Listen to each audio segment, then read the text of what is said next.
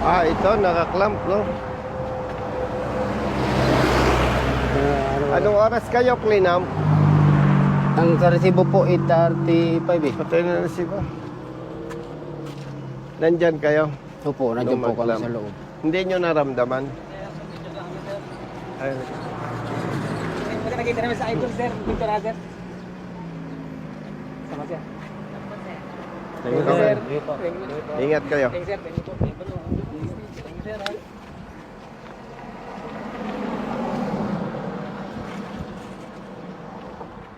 Nakalagay dito, Brother Matt, oh. Yes, boss. Attended vehicles 1,000, motorcycle 500, light vehicle 2,000, medium 3,000, heavy motor vehicles 4,000, super heavy motor vehicles. Saan kayo kumain? Doon. Bumili lang po ako ng pagkain. Bumili pagkaan dito. Ba't diyan kayo pumarada? Galing po kami sir ng ano eh, sa uli. Maluwag naman, Brother Matt. Yes, boss. Ang Saka tama marami dito. dito sir truck ng ano eh. Hindi, ang tama, pag may tao, ticket. No? Halika. Halika, brother. Asa sasakyan nyo? O baka maklamp din yan. Tingin ko ni Kuya. Nanginginig eh, pasmado.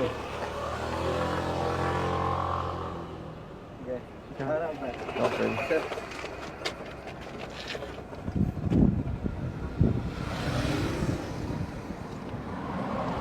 Okay po. Thank you po. Sir, naramdaman ninyo nung mag-clamp? Hindi po, nakita ko na lang may pag sabi nito, may city, may imos daw. In-start ko, pagsilip ko. Sabi niya, huwag mabante, may kalab na. Sabi sa akin ng taga-city. Kaya pinatay ko na lang po ang truck. Nasaan ba ang boss nyo? Nasa kanila po kasi may sakit eh. Nag-hospital, nagkikimo siya. Nagkikemo ang boss mo? Ano lang po ang namin yung Sekretarya, saka- sekretary lang po ang tao. Magkano ang sweldo mo sa isang araw? Hindi po kami araw sir, pag biyahe po. Pag wala pong biyahe, wala pong kita. O di wala kang kita ngayon. Wala po. Bro Jerry, punta tayo sa City Hall. Sama natin to. Tama naman na hindi dapat pumarada, ano. Sabi nating obstruction. Itatanong natin, titingnan natin kung ano nakalagay sa ordinansa. Kasi clearing eh, ibig sabihin clearing, pinagbabawal yung obstruction.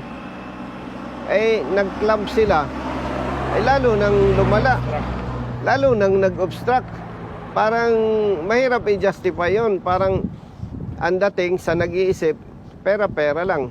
May picture ka nung operatiba, yung mga taong Upo. patingin. Patunay na nandito kayo. Oh, tama. Kasi kung wala kang nakipakitang picture, baka nagkukwento ka lang o nagdadahilan ka lang. Yan po sir. Marami po. Ay, oo. Brother Jerry, oh. Medyo maliwanag lang. Pero yan, oh. May operatiba. Importante, may ebidensya tayo Opo. na nandyan ka. Kasi, kung wala ka, may katwiran sila na mag-clamp. Tama po. Misis, may mga lakad pa kami, ano? Sacrifice ka muna, huwag ka munang kumain. Kami naman, di pa rin kumain. Isasama ko yung mister mo. Okay? Sige, sama ka sa amin.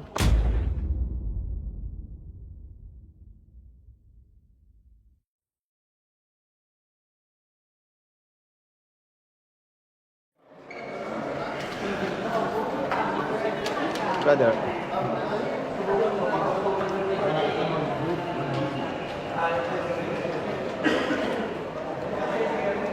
Mataas. Sir.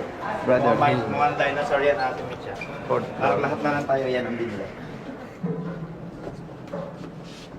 Balik ka ng boss. Ay, Mitch, saan galing? Mag-iisa ka dyan. Alalim. Hello. Kumusta? Kaya Torny, Fourth floor kami. Oo, okay na yun. kinuha ko lang yung number. Ito na kami ha. Sige po, sir. Good afternoon, Congressman Busita. Nandiyan yung happy nyo. Ay, si Sir Simon. Wait lang po. Okay. Pasok kayo, sir. Thank you. Halika.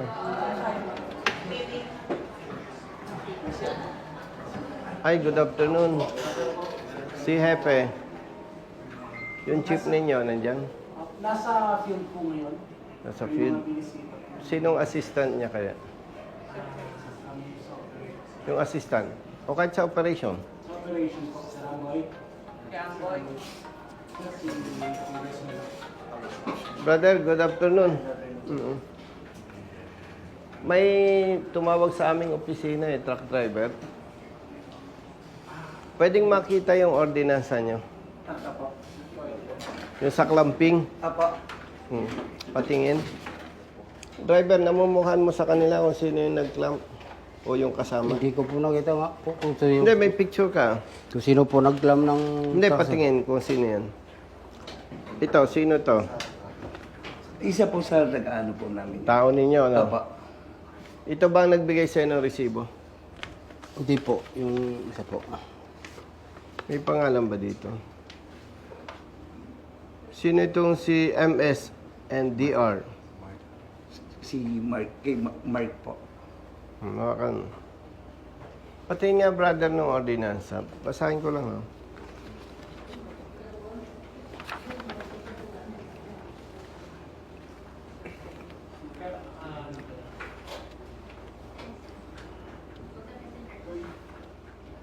The provision of this ordinance shall cover the clearing of all public roads, including all sidewalks, streets, avenues, alleys, bridges, pedestrian lane, parks, and other public places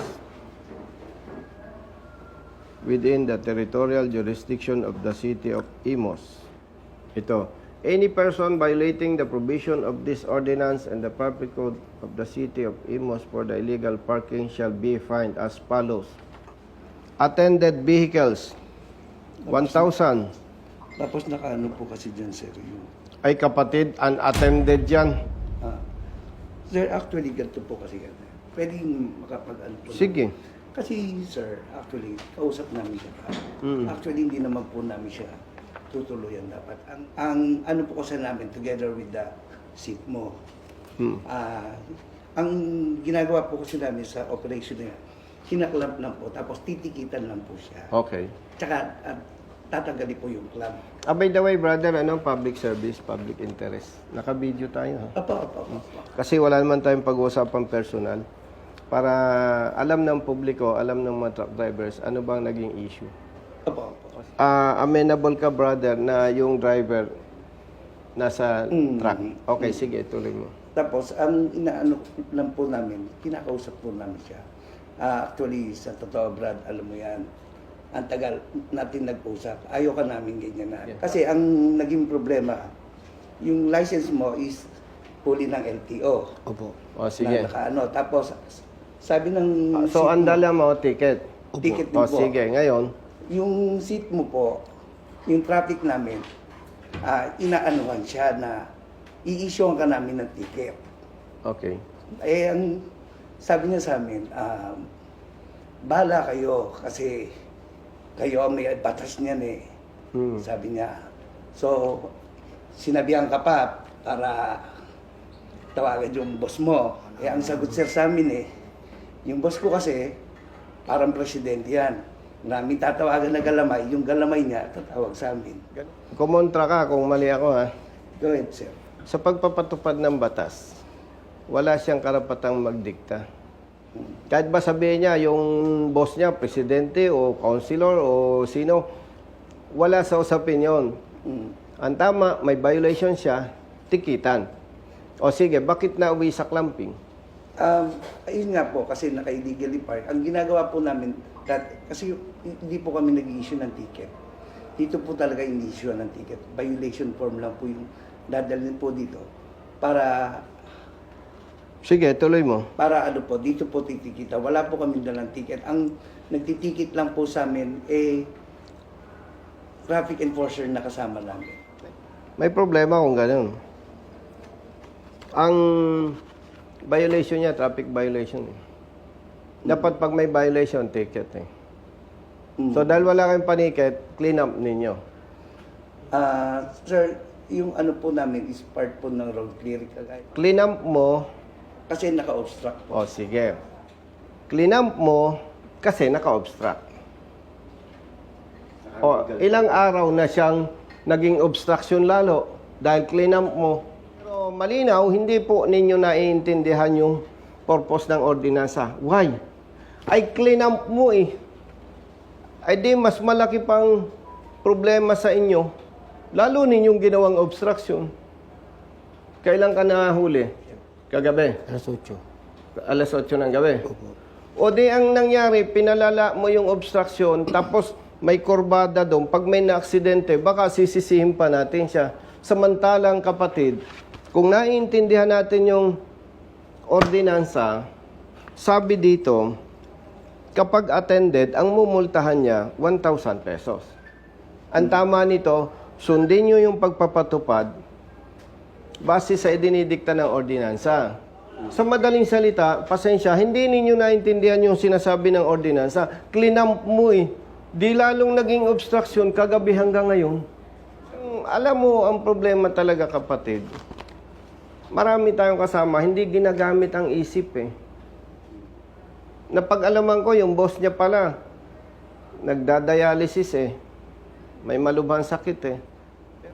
Ang request ko sa inyo mga kapatid, intindihin ninyo yung ordinansa. O, baka hindi nyo alam. Pag hindi nag-settle ang driver, pwede kayong mag-report sa LTO. Alarmado siya.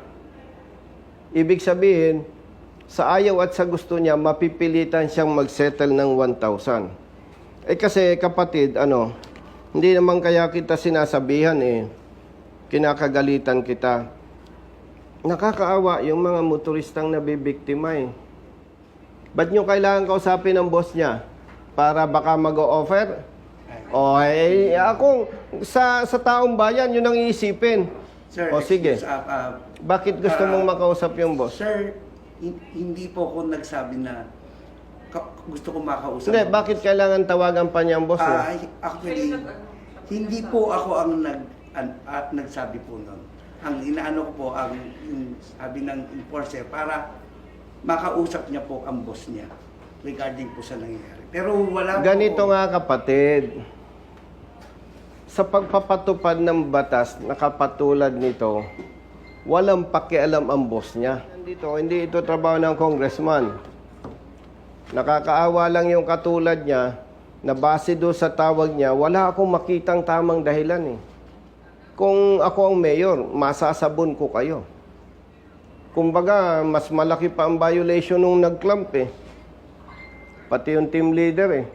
Sana, wag na ninyong gawin ito kapatid. Katulad niya, tigil sa hanap buhay, no work, no pay. So by the way, gentlemen and ladies, hindi ko kinu-question ang ordinansa. Ang questionable, kung paano nyo ipinapatupad. Pasensya, hindi ko nahihingin yung iba pa ninyong katwiran. Kasi base sa ordinansa kapatid, very clear, mali ang ginawa po ninyo. Eh, nakarating pa sa kanya, 5,000 ang babayaran niya. May nagsabi sa'yo? Ito po. Isabi po sa akin, nakalagay po dyan na 5,000. Oh. Mali. Attended eh. Ito po.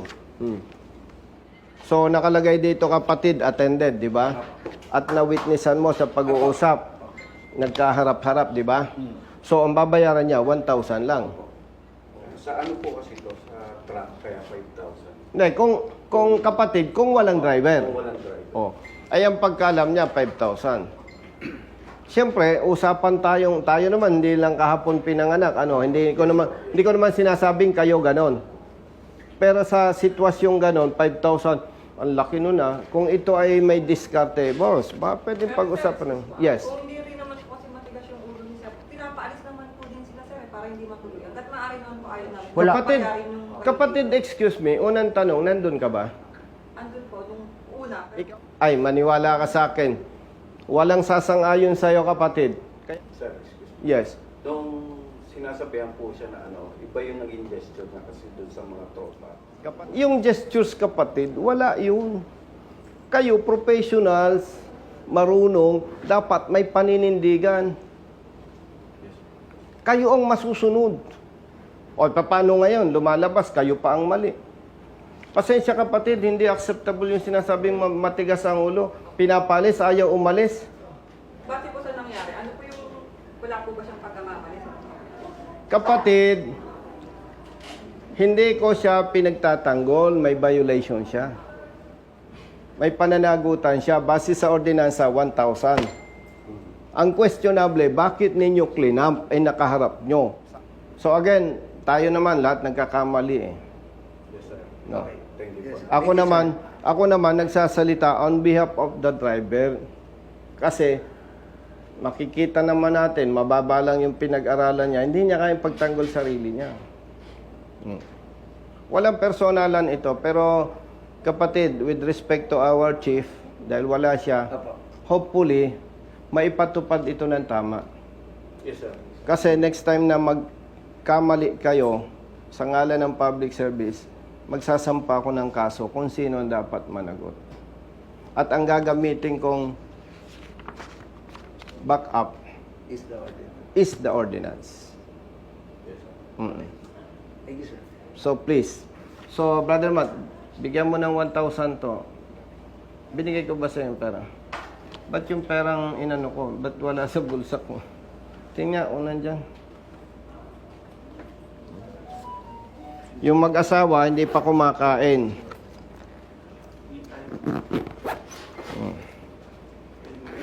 Saan ko na ilagay yung pera ko?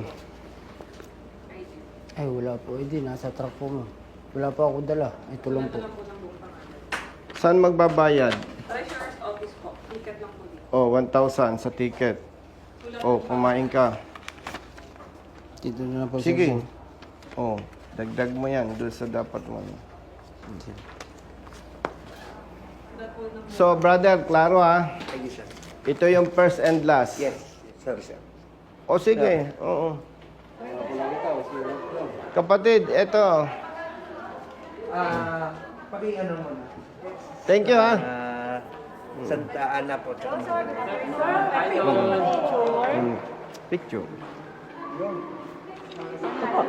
Thank you po, Oh, may bayad. Sister kasi idol din eh. Ano sir? Okay.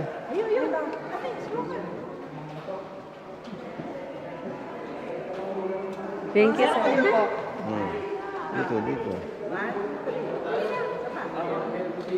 Thank you po. So much po. Isa pa? Isa pa po, sir. Isa pa po. Sir, isa pa raw po, sir. Oh, wow. Thank you po. Picture po.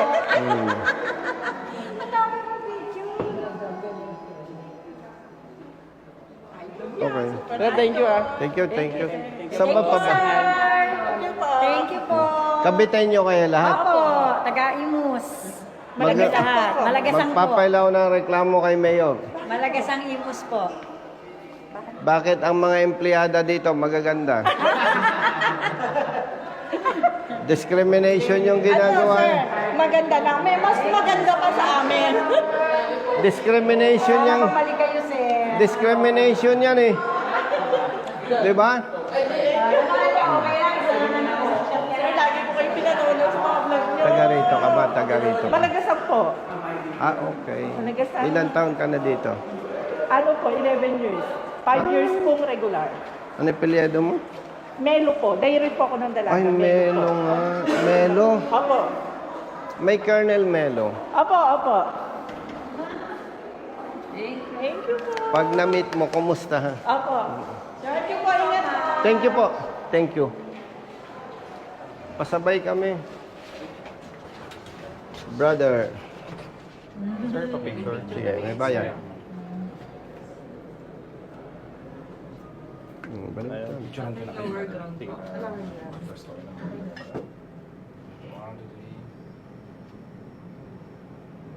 Thank you, bro. Ba't ang mga tao dito ang lalaki? Ground floor na ba? Hindi pa po. Ayun, sir.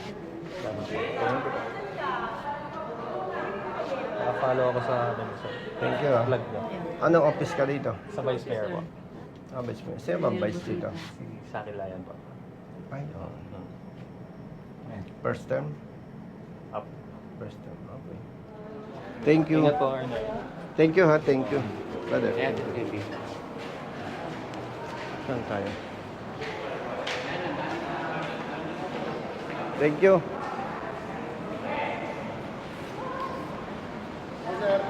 Kuya. Santos, thank you.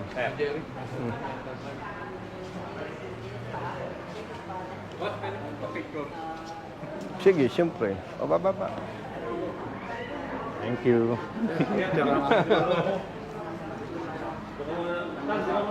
Thank you, sir. Pasensya po tayo. Brother Matt, picturean mo kami. Picturean mo kami, gamitin mo. Lalagay ko sa motor ko. O, picturean mo kami, Brother Matt. Ayan, papicture tayo. Okay naman. Sir, salamat. Thank you po.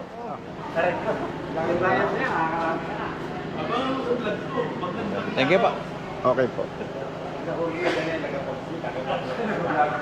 Thank you.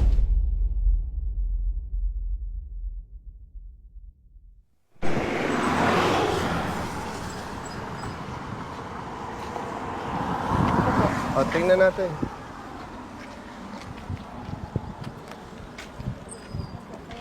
Ano, brother? Okay.